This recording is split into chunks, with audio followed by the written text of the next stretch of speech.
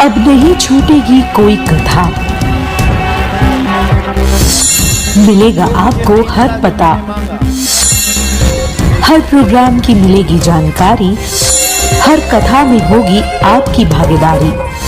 पूज्य महाराज श्री का वाचन कब होगा, कहाँ, अपडेट के साथ आप पहुंच सकते हैं वहां। ये छोटा को आनंद देने वाले नहीं हो, आप तो सबकी आत्मा में निवास करते हो, सबको आनंदित करते हो, क्यों छूट गए हो? लोग कहते हैं तव कथामृतम, आपकी कथा अमृत है, लेकिन जिसके लिए होगी उसके लिए होगी, हमारे लिए तो तुम्हारी कथा विष बन गई है। तव कथा विषम, हमारे लिए विष बन गई। आपकी कथा को सुनने के लिए, आपकी मोहनी मूरत को देखने के लिए वृंदावन चली आई और वियोग की आग में जल रही हूँ। तव कथामृतम तत्व जीवनम, जिनका जीवन तत्व हो रहा हो, दुखी हो, उसको सुखी कर देती है तुम्हारी कथा। रामचंद्र गुण बर नहीं लागा, सुनते ही सीता कर दुख भागा। कथा सुनने से दुख भाग जाता है, लेकिन आपकी कथा सुनकर हम लोग देखो वियोग में तड़प रही हैं।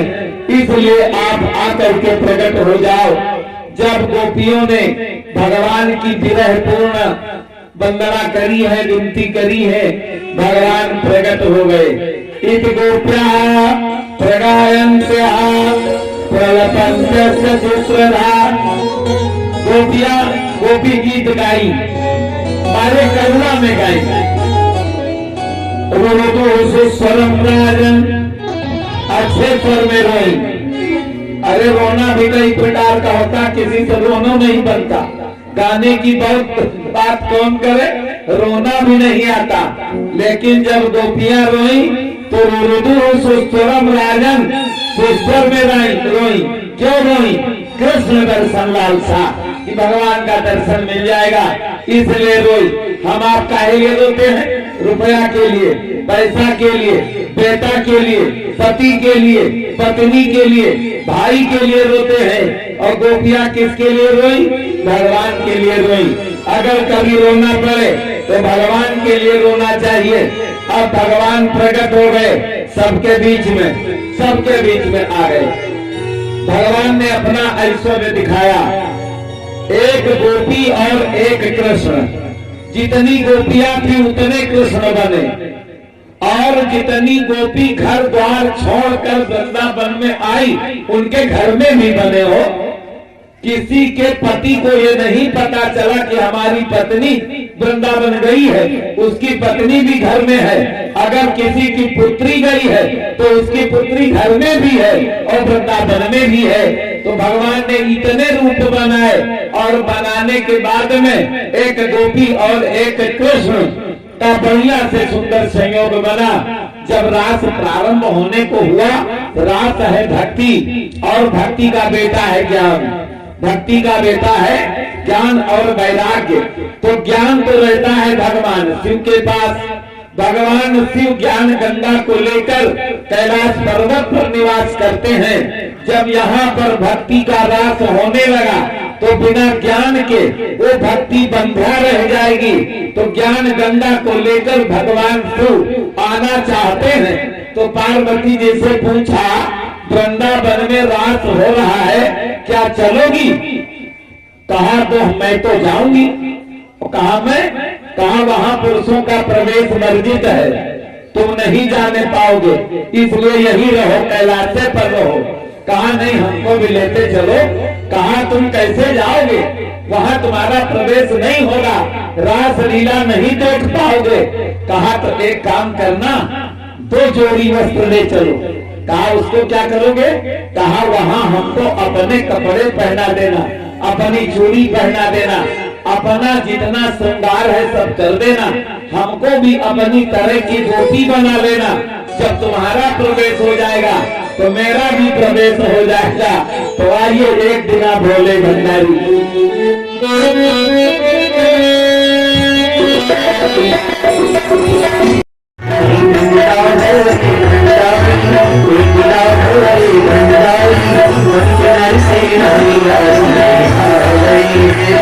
Hare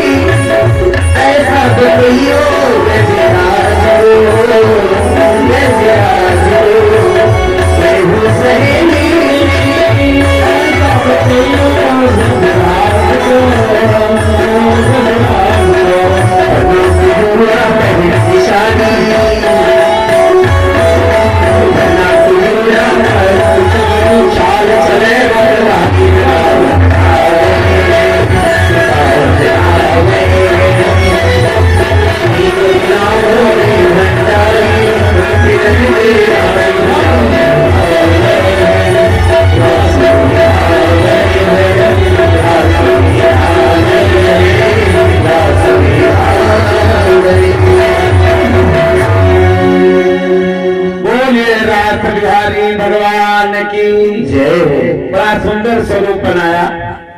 अब मस्तक पर चंद्रमा, गले में भुजंग, इनका तो परित्याग कर नहीं पाए। मान लीजिए साड़ी पहने भी घूंघट काले तो पीछे तो खुले रहेगा। खोल के देखा तो चंद्रमा मस्तक पर बढ़िया विराजमान, जटाजूट, गले में भुजंग। कहा प्रभु अब ये रास लीला आपको नहीं देखने को मिलेगी। भगवान गोपेश्वर बन गए और गोपेश्वर बन करके वहीं रह गए। बोलिए गोपेश्वर भगवान की। और रास लीला प्रारंभ होती है। महारास हुआ, एक सखी और एक कृष्ण। कृष्ण जिसको पकड़े हुए हैं वो जानती है कि बस केवल मेरे साथ है, दूसरे के साथ नहीं है। ये भगवान की लीला देखिए। जो भी रास हो रहा है तो एक सखी के साथ अगर भगवान श्री कृष्ण हैं तो उसकी समझ में यही आता है कि अब दूसरे के साथ में नहीं है। इस तरह से महारास भगवान ने किया है। इसको रास लीला कहते हैं। जीवात्मा और परमात्मा का मिलन ही रास है। रसो वैसा, रस कौन है? परमात्मा रसीला है, रंगीला है और बड़ा चटकीला है। ये जमाने से निराला है गोपाल। तो आइए भगवान श्री कृष्ण महारास करते हैं और महारास करने के बाद में युगल गीत गाए हैं। गोपी और कृष्ण दोनों ने मिल करके युगल गीत गाया है और सुदर्शन नाम के दैत्य का, शंखचूड़ का संहार किया है। नारद जी सबके यहाँ पहुंचते हैं, चाहे वो दैत्य का घर हो, चाहे देवता का घर हो, चाहे मनुष्य का घर हो। सबके प्रिय, सबके हितकारी, सबके प्रिय हैं, सबके हितकारी हैं।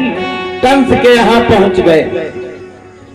कंस ने नारद जी से बताया जिस दैत्य को भेजता हूं वो लौट करके नहीं आता,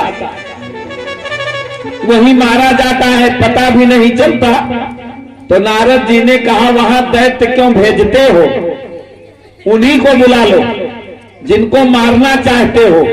और नंद बाबा के बेटे हैं बलदाऊ और कृष्ण, वहीं रहते हैं, वसुदेव के बेटे हैं। तुम उनको बुला लो और बुलाने के बाद में तुम्हारे यहाँ पर कुबलया पीर नाम का हाथी है, शल कौशल मुष्टिक चाणूर जैसे पहलवान हैं, उनसे मरवा डालो। क्यों वहां भेजते हो? कहा उनको लाने कौन जाएगा? कहा ये क्रूरता का काम अक्रूर करेंगे। नाम अक्रूर और काम करेंगे क्रूरता का। नाम तो रखा जाता है बड़ा सुंदर, लेकिन नाम के अनुसार काम नहीं होता है। नाम अक्रूर है, क्रूरता का काम करेंगे। जा करके भगवान को बुला करके लाएंगे। अब बात तय हो गई, अक्रूर बुलाए गए। अक्रूर ने जाने से इनकार कर दिया। जान गए कि यह बुलाएगा, बालकों को मारेगा और कलंक मेरे मस्तक पर लगेगा। तो देवऋषि नारद अक्रूर को बाहर बुला करके ले गए, अलग बुला करके ले गए और समझाया चले जाओ, अब इसकी मृत्यु का समय सन्निकट आ गया है और ये मरेगा। तुम जाओ, दोनों बालकों को ले आओ, वो बड़े बलवान हैं, उनकी चिंता न करो। अक्रूर जी तैयार हो गए, जाने को तैयार हो गए। आगे तक गई तो गोष्ठ है मरिष्टो वृषभासुरा। अक्रूर जी तैयार हो गए और बड़े प्रसन्न हुए। कृष्ण कृष्णेति ते सर्वे गोविंदम शरणम ययु। मैं भगवान की शरण में जाऊंगा, भगवान का दर्शन मिलेगा। कंस को धन्यवाद दिया जो इस काम के लिए अक्रूर को चुना। अरे भाई, भगवान का दर्शन मिल रहा हो और अगर कंस कह रहा हो चले जाओ तो कोई बात नहीं, मुझको भगवान के दर्शन मिलेंगे। तो भगवान के दर्शन की लालसा से अक्रूर जी रथ पर सवार हुए और रथ पर सवार होकर वृंदावन की यात्रा किया। वृंदावन में पहुंचते हैं, बाबा आनंद के यहाँ सायंकाल में पहुंचे। सायंकाल गोधूली काल में रथ खड़ा हो गया। नंद बाबा ने आने का कारण पूछा। पहले तो सेवा किया, स्वागत किया, जलपान कराया, आने का कारण पूछा। मथुरा में धनुष यज्ञ का मेला है, महाराज कंस ने आपको निमंत्रण दिया है और आप बालकों को साथ लेकर चले। बाबा आनंद ने स्वीकृति दे दिया कि प्रातः काल चलूंगा। जिस समय वृंदावन की सखियों में यह बात फैल गई कि भगवान कल मथुरा जाएंगे, तो सब नंद बाबा के द्वार पर एकत्रित होने लगी। आए अक्रूर क्रूर बन के ब्रज मंडल में, बात ब्रज बालन के कानों में पड़ गई। दौड़ी दौड़ी नंद पौड़ी द्वार पर बैठी बैठी, मानो मूर्त हुए द्वारहू पे गड़ गई। मानो मूर्ति बन गई हो, सब एक तरफ से बैठ गई।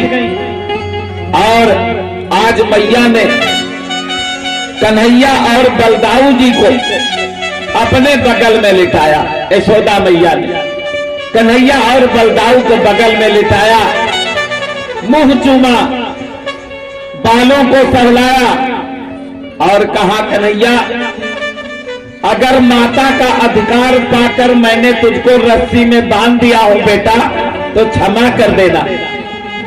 अगर दही दूध मक्खन खाने में भूख लगी हो, मुझको देने में विलंब हो गया हो, तो क्षमा कर देना। कन्हैया अच्छा तुम क्या लौट के आओगे? अरे मैया आज जा रहा हूं, कल मेला देखूंगा, परसों लौट आऊंगा। मैया ने कहा, कन्हैया मुझको विश्वास नहीं हो रहा। मैया का मन कह रहा है कि अब कन्हैया लौट के नहीं आएगा।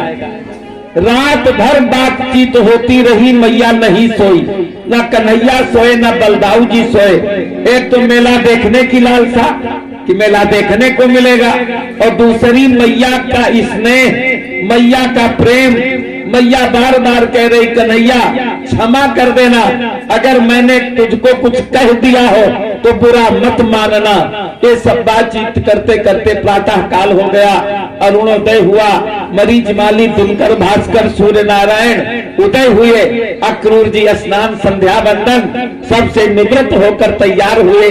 भगवान श्री कृष्ण तैयार हो गए, बाबा आनंद तैयार हो गए, और सब ग्वाल बाल तैयार हो गए और रथ पर सवार हो गए।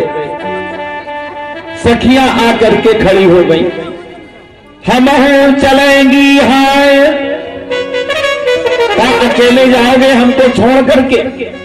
हम चलेंगी हाय, हम चलेंगी हाय, हम चलेंगी हाय, रथों पे चढ़ गई। सब रथ पे चढ़ गई। हम चलेंगी, हम चलेंगी, हमको भी संग लेकर के चलो। भगवान श्री कृष्ण सबको उतारते हैं और उतारने के बाद में समझाते हैं, लेकिन कोई भी सखी मानने को तैयार नहीं होती है। और भगवान श्री कृष्ण सभी सखियों को समझाते हैं। सखियां ब्रह्मा जी को उलाहना देती हैं, कहती है, विधाता अगर तूने संयोग बनाया था तो वियोग क्यों बनाया? अरे विधाता तू संयोग की रचना किया था तो वियोग क्यों बनाया? अहो विधाता स्तवन कुचित दया। अरे तू बड़ा क्रूर है। एक तो अक्रूर आया है क्रूर बनकर, दूसरे विधाता तूने अगर संयोग बनाया था तो वियोग न बनाता।